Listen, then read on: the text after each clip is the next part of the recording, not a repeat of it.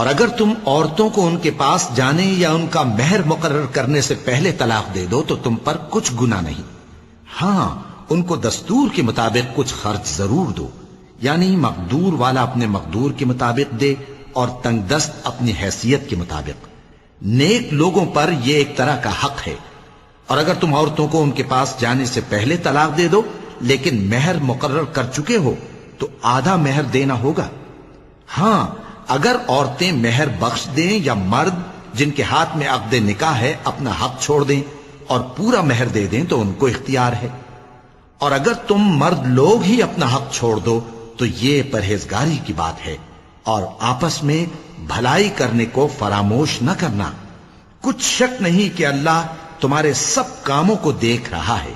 مسلمانوں، سب نمازیں خصوصاً بیچ کی نماز یعنی نماز عصر پورے اہتمام کے ساتھ ادا کرتے رہو اور اللہ کے آگے ادب سے کھڑے رہا کرو۔ پھر اگر تم خوف کی حالت میں ہو تو پیادے یا سوار جس حال میں ہو نماز پڑھ لو۔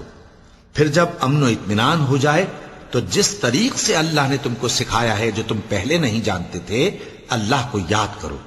اور جو لوگ تم میں سے مر جائیں اور عورتیں چھوڑ جائیں وہ اپنی عورتوں کے حق میں وصیت کر جائیں کہ ان کو 1 سال تک خرچ دیا جائے اور گھر سے نہ نکالی جائیں۔ ہاں اگر وہ خود گھر سے چلی جائیں اور اپنے حق میں پسندیدہ کام یعنی نکاح کر لیں تو تم پر کچھ گناہ نہیں، اور اللہ زبردست ہے، حکمت والا ہے۔